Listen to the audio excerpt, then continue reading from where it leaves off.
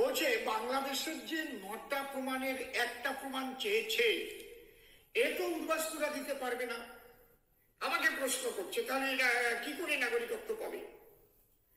আপনারা শুনে খুশি হবেন, ভীষণ খুশি হবেন।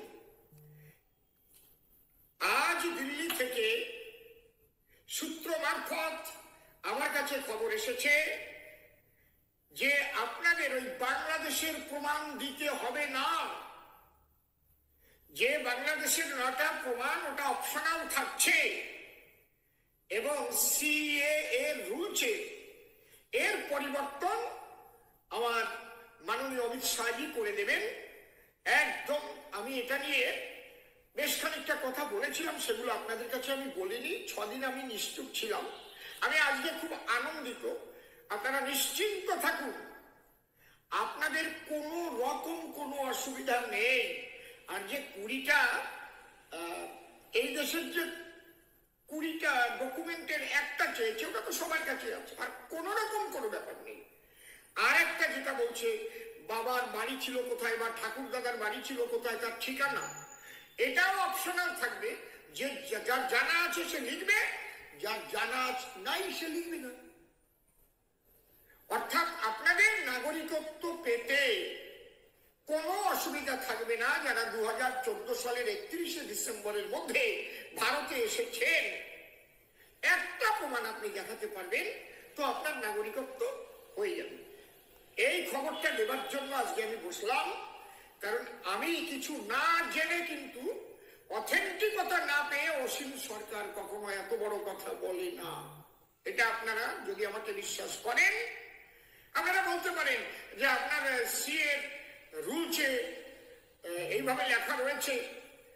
তাহলে দেখুন, এটা হচ্ছে আইন। তো আইন 3টে দেশের থেকে, যে কোনো একটা দেশ থেকে আপনাকে আসতে হবে। সেই দেশ থেকে আপনি এসেছেন কিনা তার প্রমাণ এটা যারা অফিসাররা তারা চাইতেই পারে, যাদের উপর দায়িত্ব ছিল। কিন্তু একে নিয়ে যখন আলোচনা হয়েছে, এটা কোনো যে তারা আন্দোলন করলো কি করছে, ওই তৃণমূলের হয়ে রাস্তায় নামলো, টায়ার পোড়ালো, ও জন্যে না। কারণ আমার অমিত শাহজি এবং আমার মাননীয় প্রধানমন্ত্রীজি তাদের গ্যারান্টি, উদ্বাস্তুদের নাগরিকত্ব তারা দেবে দেবে দেবে, ঠেকাতে পারবে না মাননীয় মুখ্যমন্ত্রী মমতা বন্দ্যোপাধ্যায় সহ সিপিএম, কংগ্রেস, কেউ ঠেকাতে পারবে না। এই জন্যই আপনারা নিশ্চিন্ত থাকেন। তার সঙ্গে সঙ্গে আমি আর একটা দাবিও রেখেছি, যে দাবিটা হচ্ছে 2014 সালের 31শে ডিসেম্বরের পরেও প্রায় 5 লক্ষ মানুষ আমার ঢুকেছে, যারা পাসপোর্ট করে এসে যায়নি। এইরকম যারা রয়েছে তারা আধার কার্ড করে নিয়েছে, কেউ কেউ প্যান কার্ড করেছে, ভোটার কার্ড করেছে, তাদের সম্পর্কেও কথা বলেছি। আমার মাননীয় অমিত শাহজি বলেছেন যে নিশ্চিন্ত থাকুন, প্রয়োজনে 2014 জায়গায় ওটাকে 2023 করে দেওয়া হবে। যে ডকুমেন্টসগুলো চাওয়া হয়েছিল অ্যানেক্সার 1 বা শিডিউল 1A-তে, সেটা যদি আপনাদের না থাকে, এই যে 9টা ডকুমেন্টস বাংলাদেশ বা আফগানিস্তান বা পাকিস্তান থেকে যদি এসে থাকেন, তাহলে এই 9টা ডকুমেন্টস আপনাদের কাছে চাওয়া হয়েছিল। তো এটা কোথায়? অ্যানেক্সার 1-এর মধ্যে। এবং আমরা যদি দেখি অ্যানেক্সার 2 যেটা রয়েছে, সেখানে দেখতে পাচ্ছেন শিডিউল 1B, এখানে কিন্তু 20টা ডকুমেন্টস অর্থাৎ ভারতীয় 20টা ডকুমেন্টস কিন্তু চাওয়া হয়েছিল। তো যাদের এই অ্যানেক্সার 1 আর অ্যানেক্সার 2-তে যে ডকুমেন্টসগুলো চাওয়া হয়েছে সেগুলো যদি অ্যাভেলেবেল থাকে তাহলে তো হয়ে গেল। যদি আপনাদের না থাকে তাহলে কিন্তু আপনাদের অ্যানেক্সার 3 যেটা রয়েছে সেখানে কিন্তু যেতে হবে। দেখুন অ্যানেক্সার 3-তে কি বলা হয়েছে, যে এখানে কিন্তু আপনাকে অ্যাফিডেভিট করতে হবে এবং সাথে কিন্তু নন জুডিশিয়াল যে স্ট্যাম্প পেপার রয়েছে সেখানে দেখুন 10 রুপিসের একটা কিন্তু আপনাকে ডিক্লারেশন বা সেলফ ডিক্লারেশন সেটা কিন্তু আপনাকে দিতে হবে, বা নোটারি যেটা আপনারা বলে থাকেন সেটা কিন্তু দিতে হবে। তাহলেই কিন্তু আপনারা এখানে যে আবেদন সিএএতে সেটা কিন্তু কিন্তু আপনারা করতে পারবেন। কারণ এই যে দেখুন আগের যে দুটো অ্যানেক্সার 1 আর অ্যানেক্সার 2 দেওয়া হয়েছে, এখানে যে ডকুমেন্টসগুলো বলেছে আপনারা হয়তো এর আগের ভিডিওতে আমার দেখেছেন, এতগুলো ডকুমেন্টস রয়েছে। তো এই ডকুমেন্টসগুলো যাদের আছে তাদের তো প্রবলেম নেই, যাদের নেই তাদের কিন্তু এই 3 নাম্বার বা অ্যানেক্সার 3 যেটা রয়েছে, দেখুন শিডিউল 1C যেটা রয়েছে সেখানে কিন্তু আপনাদের আসতে হবে। এবং এখানে পরিষ্কার করে কিন্তু এখানে একটা ফর্ম তুলে দিয়েছে, এই ফর্মটাতে কিন্তু আপনাকে ফিল আপ করতে হবে, কোথায় কি লিখতে হবে, সাথে কি ডকুমেন্টস কোথায় জমা দিতে হবে, সমস্তটাই কিন্তু আজকে আমরা এই ভিডিওর মাধ্যমে দেখে নেব। তো চলুন বেশি দেরি না করে এবার মূল ভিডিওতে আমরা চলে আসি। আপনারা দেখতে পাচ্ছেন আমি আপনাদের জন্য একটা ডেমো ভার্সন তৈরি করে রেখেছি, যেখানে পরিষ্কার করে আপনারা দেখতে পাচ্ছেন বলা রয়েছে কিভাবে কি আপনাদের কিন্তু ফিল আপ করতে হবে। তো দেখুন অ্যাফিডেভিটের নিচেই বলা রয়েছে আই দিয়ে কমা, তারপরে ফাঁকা ড্যাশ রয়েছে, এখানে আপনাদের নামটা লিখতে হবে, অর্থাৎ যে ব্যক্তি আবেদন করতে চায় সেই ব্যক্তির নামটা কিন্তু এখানে লিখতে হবে। তো দেখুন আপনাদের সুবিধার্থে এখানে একটা আমি নাম লিখেছি আয়ুষ দাস, তারপরে কিন্তু দেখতে পাচ্ছেন son of, daughter of, wife of যেটা হবে সেটা কিন্তু লিখতে হবে। তো আপনার বাবার নাম যেটা রয়েছে সেটা কিন্তু লিখে দিবেন, বা আপনি যদি এখানে দেখতে পাচ্ছেন যে নামটা হবে সে যদি ডটার হয়ে থাকে তাহলে ডটার অফ তার বাবার নাম কী হবে সেটা লিখে দিতে হবে, আর ওয়াইফ অফ হয়ে থাকলে সেই নামটা কিন্তু লিখে দিতে হবে। অর্থাৎ এখানে যে নামটা হবে তার যে মানে গার্জিয়ান রয়েছে তার নামটা কিন্তু এখানে হবে। অর্থাৎ এখানে ধরুন থাকলো আপনার নাম লিখলেন, তাহলে তার গার্জিয়ানের নাম কি রয়েছে সেটা কিন্তু এখানে লিখতে হবে। আর রেসিডেন্ট অফ, কোথাকার রেসিডেন্ট সেটা কিন্তু এখানে লিখতে হবে। আপনারা চাইলে ভিলেজ, টাউন, পোস্ট এইভাবে লিখতে পারেন, ফুল অ্যাড্রেস লিখতে পারেন, না হলে কিন্তু আপনারা সোজাসুজি আপনাদের টাউনের নাম বা আপনি কোথাকার রেসিডেন্ট বা সেটাই কিন্তু সোজাসুজি লিখে দিতে পারেন, তাও কিন্তু হয়ে যাবে, এটা অত ম্যান্ডেটারি নয়। তারপরে দেখুন এখানে নিচে বলা হয়েছে যে that I am an Afghanistani, Bangladeshi, Pakistani, অর্থাৎ আপনি কোথা থেকে এসেছেন সেখানে কিন্তু টিকমার্ক দিতে হবে।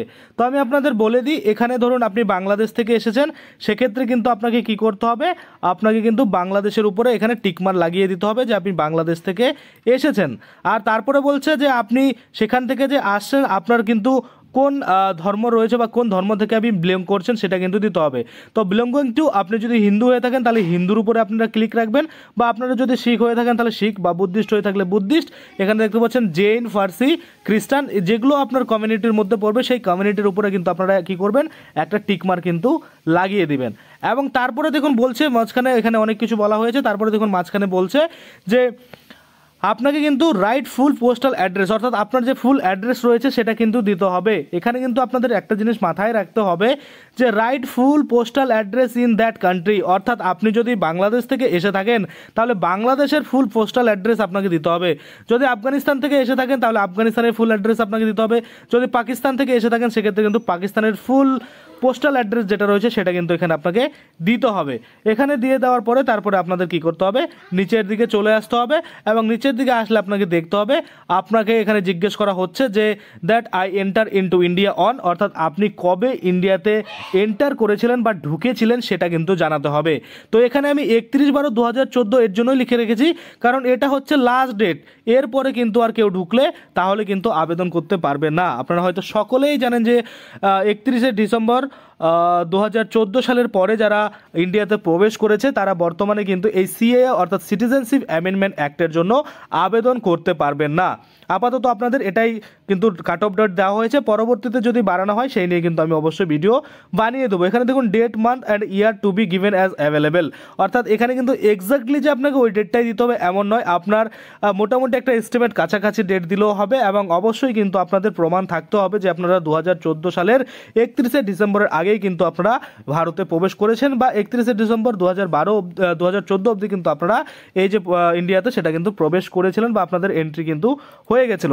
তারপরে নিচের লাইনে একটু বলছে যে 1955 সালে যে সিটিজেনশিপ অ্যাক্ট রয়েছে তার আন্ডারে কিভাবে কি হচ্ছে, এবং তারপরে নিচের যদি আমরা চলে যাই আরও একটা অপোজিট সাইডে এখানে ভেরিফিকেশন লেখা রয়েছে, আর এই ভেরিফিকেশনটা কিন্তু তারা করবে যারা আপনাকে কিন্তু এলিজিবল সার্টিফিকেটটা দিবে, অর্থাৎ ভেরিফাই অ্যাট, কোথায় ভেরিফাইড হয়েছে সেই জায়গাটার নাম লিখতে হবে, তারপরে দিস ডে কবে, তারপরে মান্থ, ইয়ার সেটা কিন্তু এখানে লিখতে হবে, এবং এখানে তারপরে বলা হয়েছে যে affidavit are true and correct to be best of my knowledge and believe that the nothing is, এইভাবে বলছে, এটা কিন্তু আপনাদের থাকবে। আর এখানে কিন্তু স্ট্যাম্প দিবে, একটা স্ট্যাম্প করবে, আর এখানে কিন্তু সই করবে, এবং তারপরে যদি আমরা নিচের দিকে যেয়ে দেখি তারপরে কিন্তু দেখতে পাবো যে এলিজিবিলিটি সার্টিফিকেট যেটা রয়েছে সেটার ফরম্যাট কিন্তু এখানে দেওয়া রয়েছে, আর এভাবে কিন্তু তারা ফিল আপ এটা করে দেবে।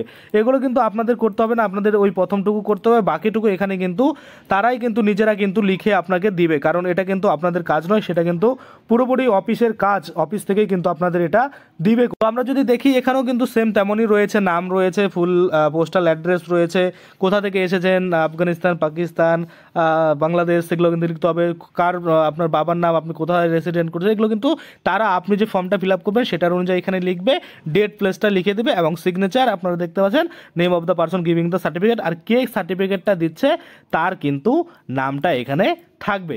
এবার যদি আমরা দেখি এই যে এই ফর্মের সাথে কিন্তু আপনাদের একটা কিন্তু 10 টাকার নন জুডিশিয়াল যেটা হয়ে থাকে আপনাদের কি বলবো স্ট্যাম্প পেপার, সেখানে কিন্তু আপনাকে সেলফ ডিক্লারেশন অবশ্যই দিতে হবে, সেটাও কিন্তু